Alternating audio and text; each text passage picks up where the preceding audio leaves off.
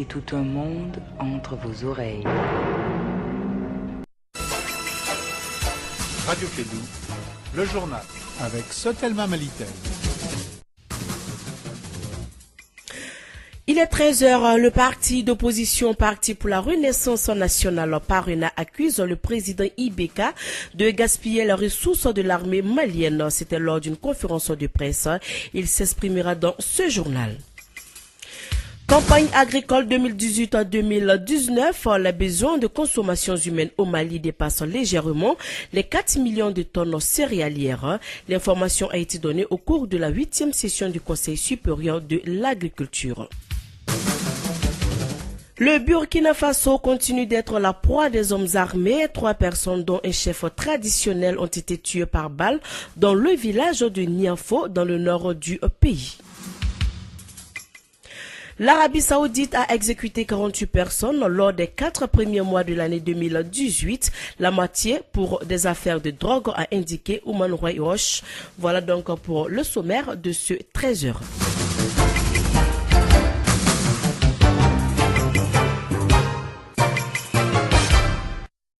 À tous, merci de votre fidélité. Mariam Kouyati est à la présentation. Le président du Parena, Thiébile Ndramé, a dénoncé des migmags et détournements dans les achats d'équipements destinés aux militaires maliens. C'était lors d'une conférence de presse. Kassim Traoré nous en dit plus. C'est en mai 2016 que le Parena avait attiré l'attention du vérificateur général sur des malversations dans l'achat des avions militaires. Si M. Anticorruption avait fermé ses yeux, le parti du Bélier Blanc décide de mettre l'affaire sur la place publique. Thiébile Ndramé, président du Parena. C'est 42 pick-up qui ont été facturés à l'État malien à 2 milliards 300 millions. Parce que 42 pick-up à 2 milliards 300, ça fait l'unité de pick-up à 54 millions. Tout un chacun sait qu'on peut trouver à Bamako, au marché de Bamako, un pick-up à 14 à 15 millions. Un hélicoptère de transport de type Super Puma a été acheté en violation de toutes les règles élémentaires de la procédure d'achat. D'abord, les hélicoptères ne volent pas. Donc ça veut dire qu'on a acheté de vieux appareils. On a acheté dans des conditions douteuses de vieux appareils. Tout simplement. Même le Premier ministre, vous avez vu, quand il a quitté Kidal pour venir au centre, à Gao, au centre, il a voyagé à bord d'un hélicoptère des Nations. Ça veut dire, l'armée malienne est censée avoir des hélicoptères de transport. Ça veut dire que ce n'est pas des appareils fiables. La preuve, ils ne volent pas, malgré des milliards de pièces de rechange qu'on a obtenues pour eux. Les micmacs et les détournements, c'est aussi l'achat de l'hélicoptère Super Puma payé en espèces, sans oublier le mystère des avions brésiliens. C'est aussi ahurissant que cela, qu'un avion entier soit payé en espèces, que les ressources qui sont destinées à nos femmes ne sont pas utilisées à bon escient, et qu'il y a évaporation. Et c'est cette évaporation financière qu'il faut condamner, que nous trouvons. Nous estimons que c'est un scandale, et c'est peut-être le plus grand scandale de l'ère Ibeka. Parlant du voyage du président Ibeka, qui se trouve actuellement à Ségou, Thiébile Ndramé pense qu'il est en campagne avec les moyens de l'État. Le président ne doit pas entrer en campagne. Il va inaugurer une infrastructure dont il n'a pas posé la première pierre, dont il n'a pas négocié, n'est-ce pas, le financement. Et les travaux n'ont pas commencé avec lui. Il aurait dû, en toute humilité, reconnaître que dans le cadre de la continuité de l'État, il inaugure ça aujourd'hui. Il ne devrait pas en faire un objet de campagne électorale parce qu'après tout, c'est un prêt accordé au Mali par la Banque ouest-africaine de développement. Pour le Parena, il ne s'agit pas de révéler des informations sensibles sur des moyens dont dispose l'armée malienne, mais plutôt de dénoncer un vol à grande échelle des autorités maliennes. Le chef de file de l'opposition malienne était également de la rencontre pour apporter son soutien au Parena. Soumaïla Cissé s'attaque à la campagne du président Ibeka sur la télévision nationale. Nous l'écoutons. C'est le président de la République. On a vu que partout, il parle, il y a un tapage médiatique sur l'ORTM qui est indécent. C'est indécent. Tout est mobilisé pour cela. L'ORTM a d'autres missions aujourd'hui que les voyages du président de la République, ou les visites faites au président de la République, ou les audiences accordées au président de la République. Je crois que nous avons suffisamment toléré. J'ai dénoncé par des voies légales. J'ai écrit à un comité d'égal accès aux médias. J'ai leur réponse. J'ai dit, vous aviez raison. Ils ont écrit à l'ORTM, mais rien n'a changé. Et par ailleurs, Soumaïla Cissé a profité de la conférence pour informer la presse nationale et internationale de la situation qui prévaut à Gozigan dans le cercle de Yélémani. Il a informé également les journalistes de l'agression du maire URD et sa maison saccagée par des individus le mardi dernier.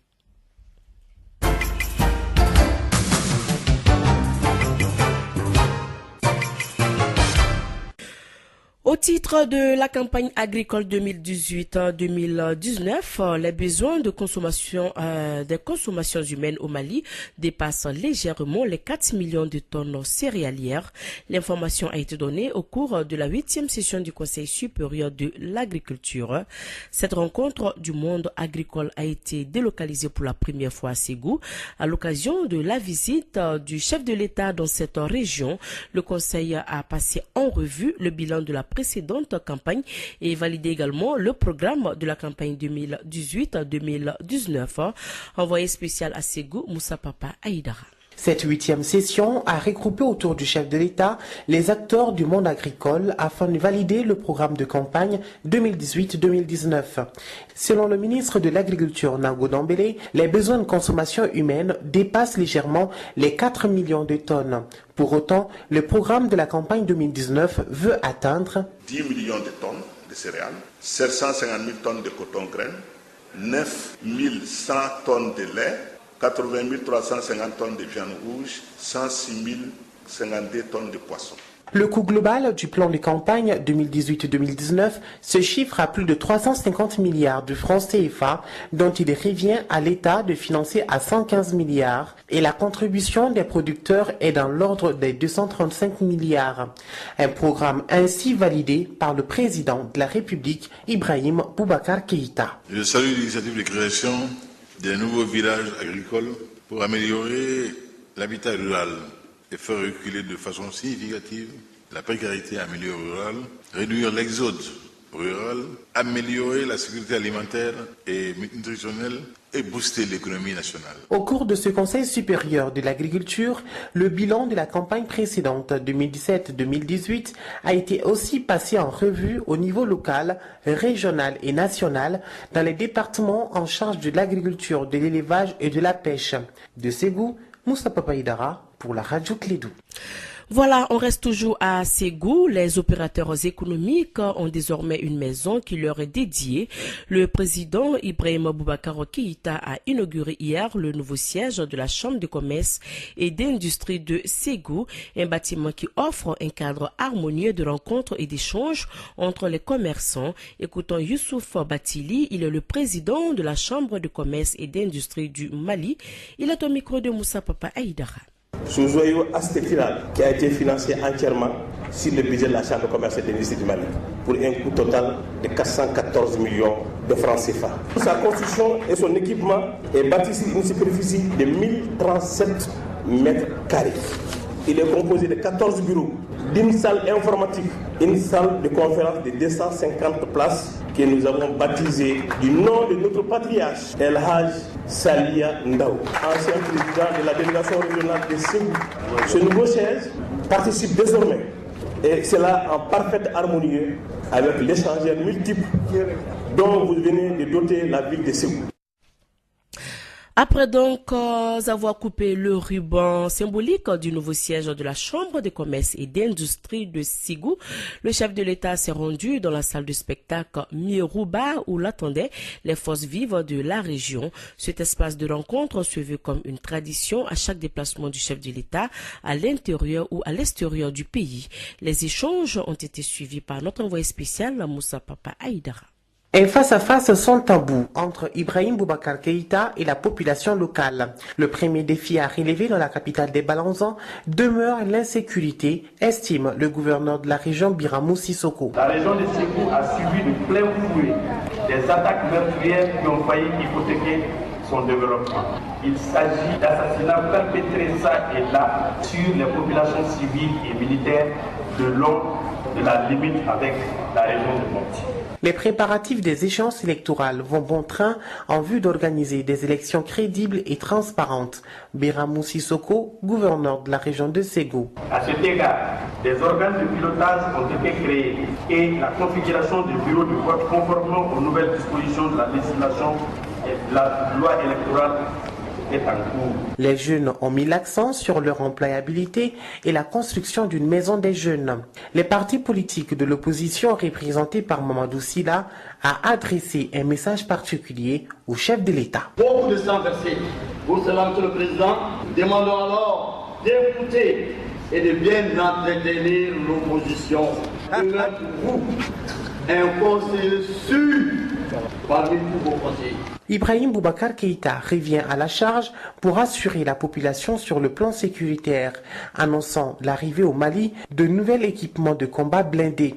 Il a par la suite remis à la population 145 kits solaires, 20 000 kits scolaires, un camion benne, des matériels d'assainissement et la somme de 3 millions de francs CFA. Ségou Moussa Papaïdara pour la radio Clédou.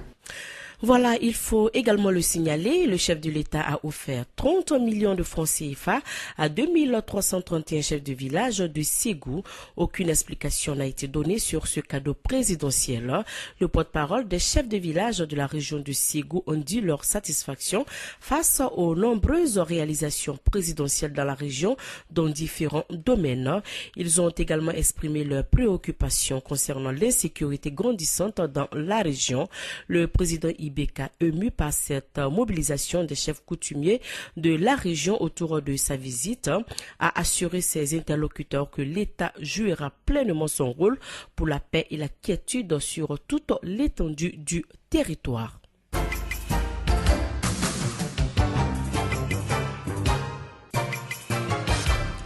Voyons à présent les nouvelles à l'étranger. Au Burkina Faso, la région du Soum continue d'être la proie des hommes armés.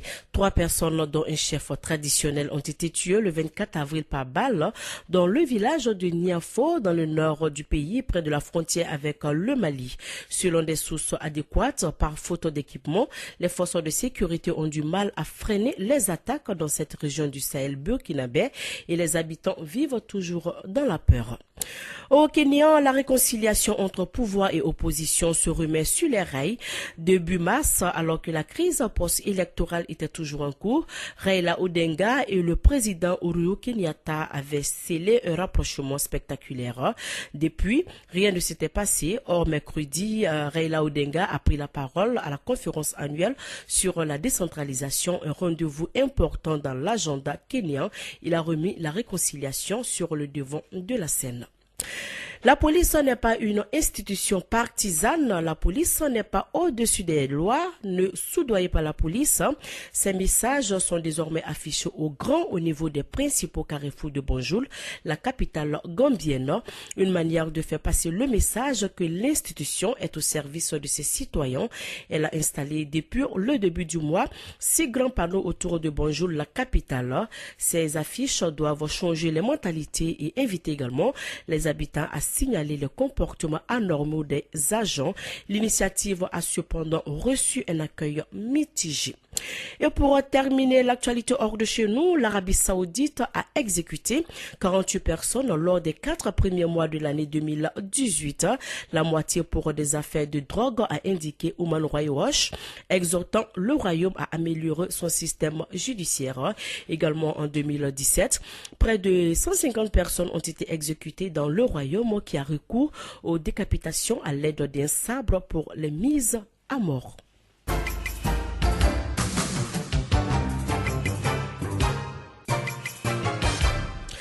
Retour chez nous pour parler de l'hivernage, c'est pour bientôt. La mairie de la commune 2 du district de Bamako prend ses dispositions déjà. Une opération de curage des caniveaux est en cours au niveau de la dite commune. Écoutons donc le 4e adjoint au maire, il s'agit de Abdoulaye Bassoulé. Il est au micro de Aïcha Baba Diarra. On a commencé à curer les caniveaux. On a mis en place la mise en place d'une commission de curage même effective en commune 2. Donc il s'agit tout simplement de continuer sur cette lancée-là.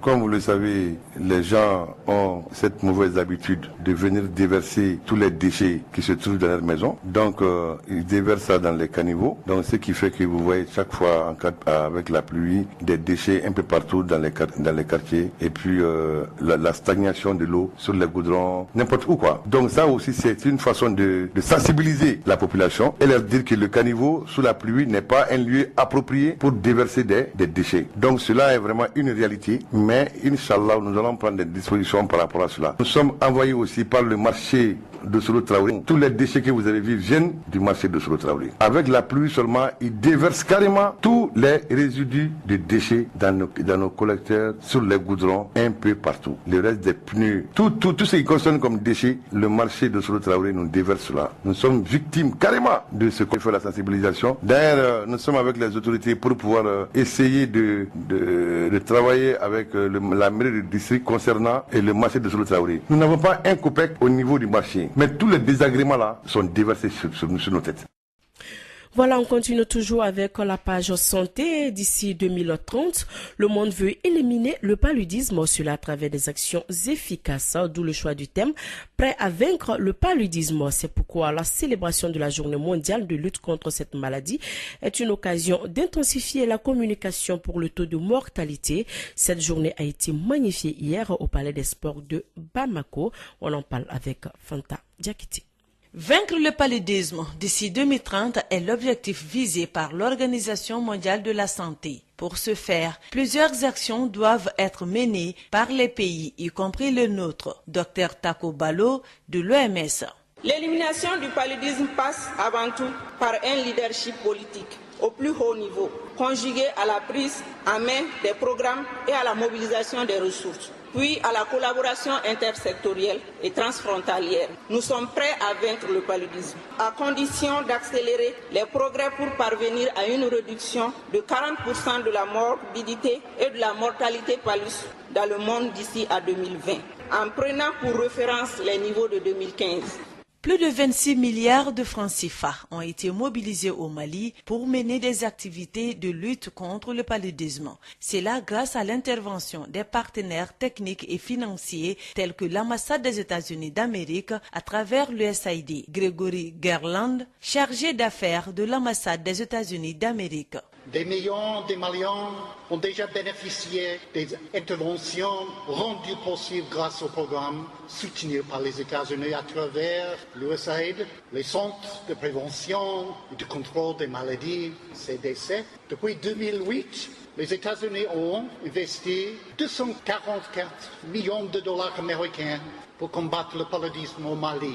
Ainsi, plusieurs stratégies adoptées au Mali pour la réduction de la prévalence parasitaire ont enregistré des résultats satisfaisants. Dr Mama Koumaré, secrétaire général du ministère de la Santé et de l'Hygiène publique.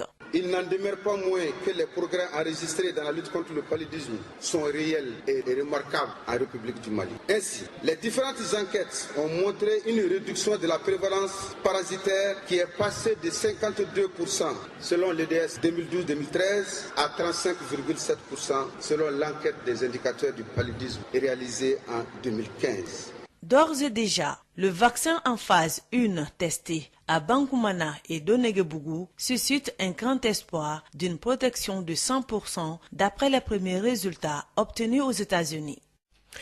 Le rappel des titres de cette édition avant de nous séparer. Le parti d'opposition Parti pour la Renaissance nationale, Paruna, accuse le président Ibeka de gaspiller les ressources de l'armée malienne. C'était lors d'une conférence de presse. Campagne agricole 2018-2019, les besoins de consommation humaine au Mali dépassent légèrement les 4 millions de tonnes céréalières. L'information a été donnée au cours de la 8e session du Conseil supérieur de l'agriculture. Le Burkina Faso continue d'être la proie des hommes armés. 3 personnes, dont un chef traditionnel, ont été tuées par balle dans le village de Niafo, dans le nord du pays. L'Arabie Saoudite a exécuté 48 personnes lors des 4 premiers mois de l'année 2018, la moitié pour des affaires de drogue, a indiqué Ouman Roy-Roche. Il est 13h17 dans le studio d'Ilibaba Sissoko. C'est la fin de cette édition. Merci à vous de l'avoir suivi. Présentation Mariama Kouyati, partie technique Bourama Traoré. Dans un instant, votre émission sportive et l'information continue jusqu'à 16h avec Arunaba. Bonsoir. Radio Kédou, le journal avec Sotelma Malitel.